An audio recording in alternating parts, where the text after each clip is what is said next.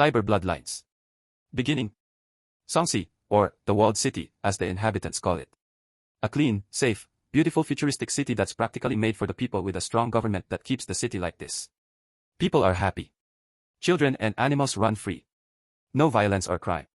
That is, if you weren't on the other side of the Savage Barrier. On the other side of the barrier is a walled-off section of Songsi known as the Savage Sector. The Savage Sector is nothing like the rest of Songsi.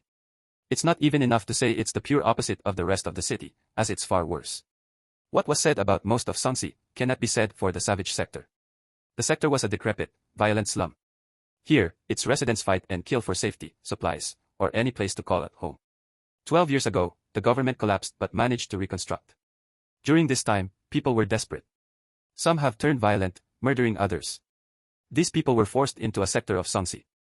When the government stabilized, they had a 30-foot concrete wall built to keep these people isolated from the rest of Songsi. The top of the wall was layered with a foot of thick, sharp barbed wire. The Savage Barrier.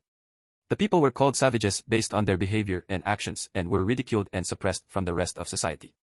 Unfortunately, this story doesn't take place on the better side of Songsi, as many of you hoped but most likely expected. This is a story about two brothers who live in the sector and call it home. Let's take a look at their story, shall we?